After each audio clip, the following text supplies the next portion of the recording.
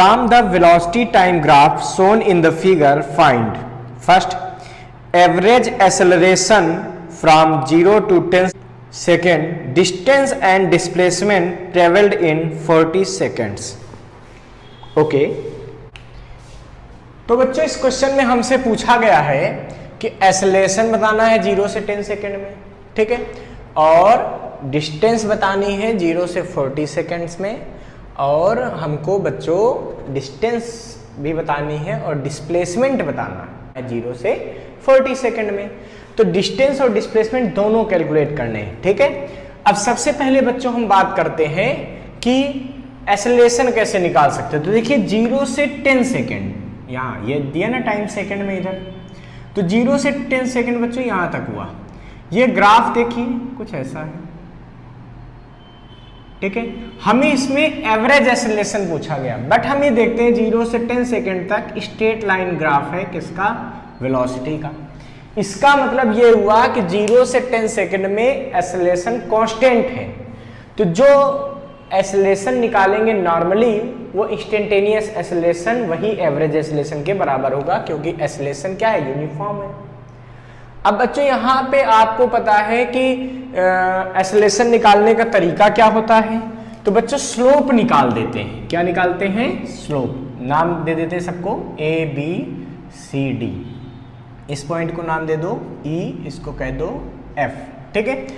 अब देखिए इसका मतलब जो स्लोप होगा जब एक्सेलरेशन हम फाइंड करेंगे वो क्या होगा, स्लोप ऑफ OA कर्व।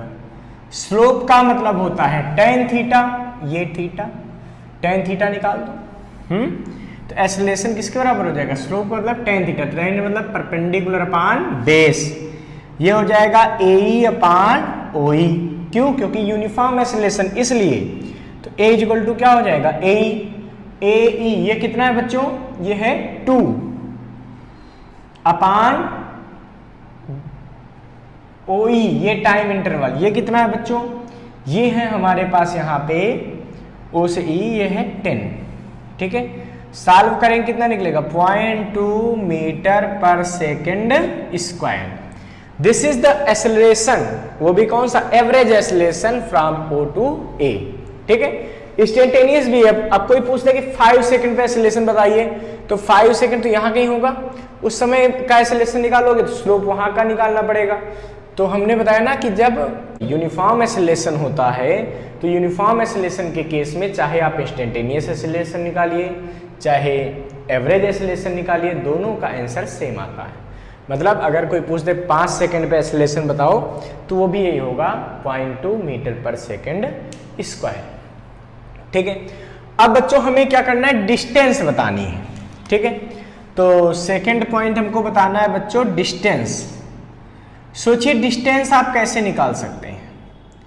तो बच्चों डिस्टेंस इज इक्वल टू क्या होता है, तो area of covered by VT curve होता है डिस्प्लेसमेंट, और जब कोई चीज स्ट्रेट लाइन में जाती है तो वही डिस्टेंस के बराबर हो जाती है। अब देखिए ऊपर वेलोसिटी पॉजिटिव है हर जगह, इसका मतलब ये रेफरेंस पॉइंट से कहीं तक जाने की डिस्टेंस है, और ये वाली क्या है, वापस आने की बात की गई यहाँ पे। क्यों, क्योंकि यहाँ पे वेलोसिटी निगेटिव, मैंने अभी समझाया था ना कि अगर वेलोसिटी निगेटिव है मतलब वो बॉडी रेफरेंस पॉइंट की तरफ आ रही है। बट डिस्टेंस निकालते समय तो चाहे जा रही हो या आ रही हो, दोनों ही डिस्टेंस क्या होती है, ऐड होती है। जैसे हमने बताया था ना कि कोई ऑब्जेक्ट थ्रो करते हैं तो ऊपर तरफ 20 मीटर गई, 20 मीटर आई, तो डिस्टेंस कितना चला, 20 + 20 यानी कि 40। मतलब डिस्टेंस निकालते समय इस बात से फर्क नहीं पड़ता कि वो ऊपर जा रहा है, नीचे आ रहा है, वो हमसे दूर जा रहा है या हमारे पास आ रहा है। डिस्टेंस का मतलब टोटल लेंथ ऑफ पाथ। तो डिस्टेंस के केस में तो ये वाली जो भी एरिया कवर्ड होगा, ठीक है, ये डिस्टेंस प्लस ये डिस्टेंस, ये दोनों ही जुड़ जाएंगे, ठीक है। तो इसका मतलब ये हो जाएगा इज इक्वल टू हो जाएगा एरिया ऑफ, ठीक है, OAB plus area of BCD, ठीक है। अब OAB का एरिया और BCD का एरिया दोनों को ऐड कर दो। क्यों, क्योंकि डिस्टेंस निकालना है, डिस्प्लेसमेंट होता तो कुछ और सोचना पड़ता हमको। चलिए फिलहाल इसकी बात करते हैं। एरिया ऑफ OAB ये कितना आएगा, half base into height. Base कितना है बच्चों 20, हाइट कितनी है बच्चों 2 प्लस यहां पे वही बात है half base into height. Base कितना है देखिए BD, ठीक है, BD की वैल्यू मतलब ये आ जाएगी हाफ, BD की वैल्यू मतलब देखो 20 से 40 मतलब ये कितना हो गया 20 इंटू हाइट ये 2, यानी कि यहाँ से आएगा देखिए 20 प्लस यहाँ से आएगा 20, तो 20 प्लस 20 मतलब 40 मीटर। ठीक है, अब जब हमको डिस्प्लेसमेंट निकालना होगा, थर्ड पॉइंट में क्या पूछा गया है डिस्प्लेसमेंट।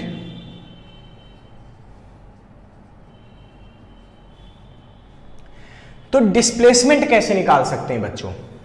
तो देखिए डिस्प्लेसमेंट के केस में क्या होता है, जब ऑब्जेक्ट हमसे दूर जाता है तो डिस्प्लेसमेंट पॉजिटिव, और जब पास आता है तो नेट डिस्प्लेसमेंट निगेटिव लेते हैं। तो जब नेट डिस्प्लेसमेंट निकालना होगा तो क्या होगा, पास जाने वाले को पॉजिटिव, वापस आने वाले को निगेटिव। ये वेलोसिटी में दूर जाने वाला है, तो यहाँ पे जो डिस्प्लेसमेंट निकलेगा इसका एरिया वो दूर जाने वाला निकलेगा डिस्प्लेसमेंट, और यहाँ से जो VT का एरिया निकलेगा वो डिस्प्लेसमेंट तो होगा लेकिन वो क्या होगा वापस आने वाला होगा। इसका मतलब इसमें क्या होगा, ये डिस्प्लेसमेंट पॉजिटिव होगा और ये डिस्प्लेसमेंट निगेटिव होगा।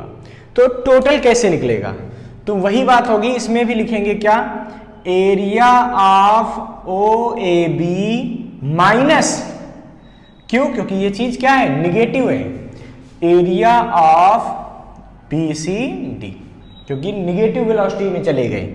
तो ये क्या आएगा, ये आएगा देखो एरिया तो निकाल चुके हैं, इसका एरिया कितना आया था 20, उसका भी एरिया 20, तो आंसर कितना आएगा 0।